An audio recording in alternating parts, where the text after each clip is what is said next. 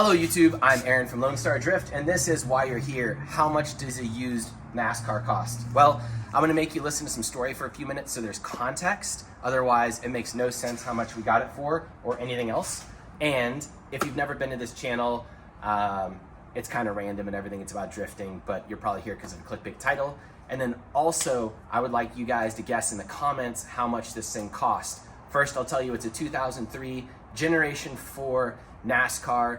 It is a Roush 452 engine. It's a 358 small block Ford. It revs to 8,800 to like 9,000-ish. Should make over 800 crank. Horsepower, has a Jericho 4-speed dog box. We've turned it over to make sure the engine is somewhat good. It goes 200 miles an hour, we assume, because that's how fast NASCARs go. It will never go that fast again. And I accidentally bought this thing, so that is your next hint. I did not know it was a NASCAR, and also the seller did not know it was a NASCAR either when he sold it to us. Okay, let's get to the context of the story real quickly. I have another stock car. I normally have like drift cars, Corvettes, S13s, 350Zs, anything rear-wheel drive and manual transmission. And I recently got a stock car, and it's a small block Chevy and revs to 8,000 and sounds absolutely amazing.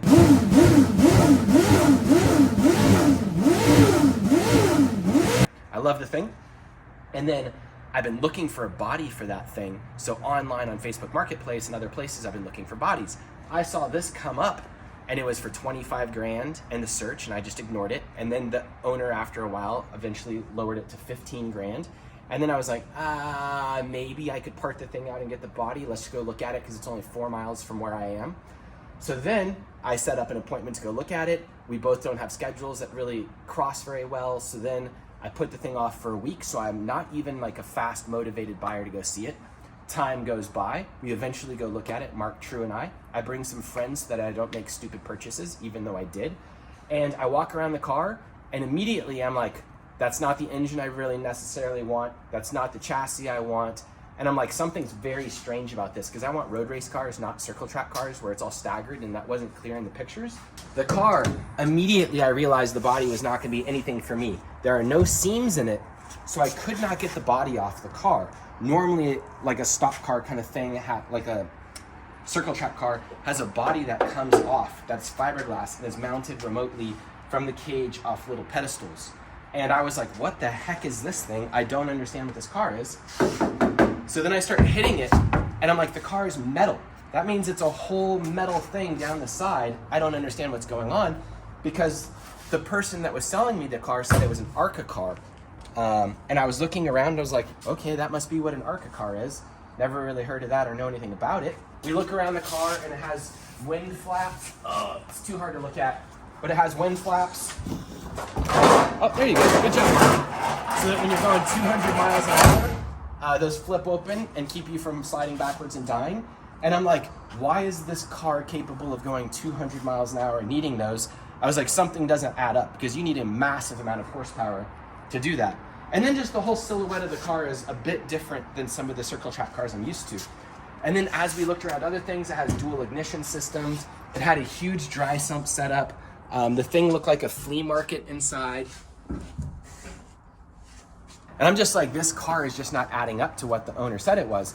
He had a printout of the motor and told me it was a Lemore 396. And I'm like, it's clearly not an LS-based engine, because in the pictures he gave me, it had coil packs on the engine. I'm like, that is not this. And anyways, the whole thing was taken apart, and I didn't know what to think about it. And immediately Mark goes, you don't want this, Aaron. And I think, I don't want this. And True says, let's walk. So I tell the guy immediately, like, I'm sorry I wasted your time. We're not interested. We're gonna take off. And he kind of got on the phone and wasn't paying attention to us. And I was like, we're here. Let's look around the engine. And I noticed immediately it has a huge dry sump setup down here with like 5 or 6 stages. Everything about the engine looks very odd, like the Ford Racing stamps, Ford Racing. It has Roush down there stamped. Has humongous brakes again for like doing 200 miles an hour. But then it has some odd parts where it has like really plain shocks that don't look cool. And then it has tethers for everything, so if it's going 200 miles an hour and anything falls off, it doesn't kill people in the crowd. And I just keep looking at this car, and I'm like, this is confusing. I don't know what's up. And I totally didn't want it, because I thought it was 15 grand. And the owner and I chatted after we got off the phone, and I think we were there for like 20 minutes. finally I was like, this car is absolutely not for me. Like, thank you so much for showing it to us. It's very interesting. And I was like, I can just offer you some money if you just want it gone, but like, it's not the car for me.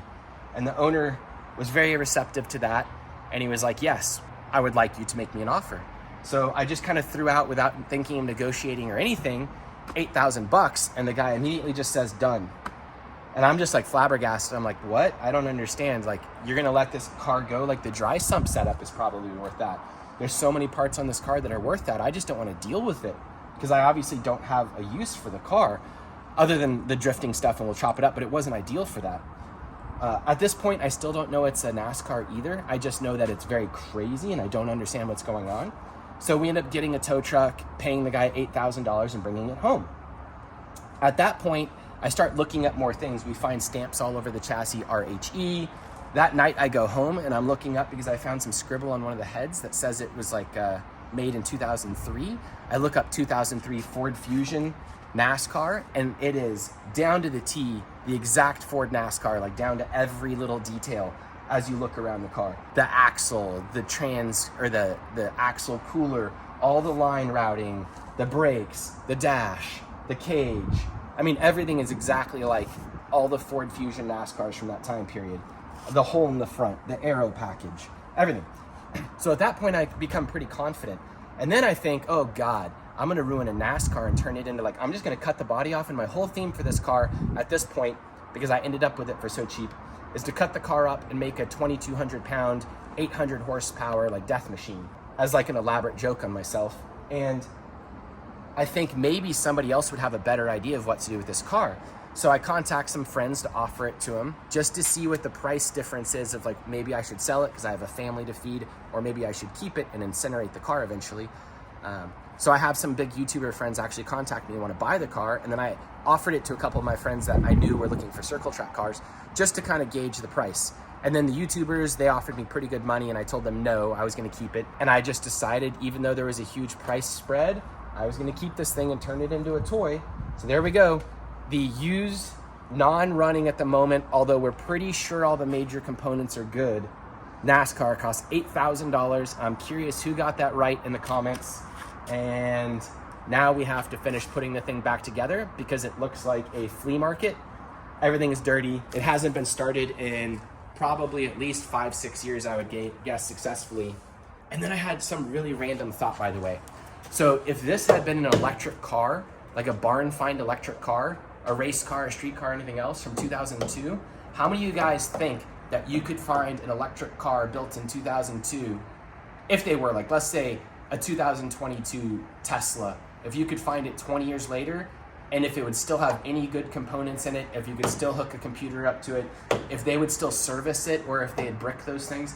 I'm kind of curious what you guys think is going to happen to like barn find race cars that are electric like this in the future. Because right now, this car could probably sit for another 20 years if it was indoors and not have any real problems beyond what it has now. Maybe rubber seals and stuff in the engine or something going bad. P.S. If any of you guys know how much a used NASCAR goes for, I would like to know, just out of curiosity. I'm not really selling it or anything, but if you guys could let me know how much a NASCAR like this would go for and running condition that you could go take out and play with, I would be curious. I'm also really curious, is there a collector's market for random ones that are not winning cars?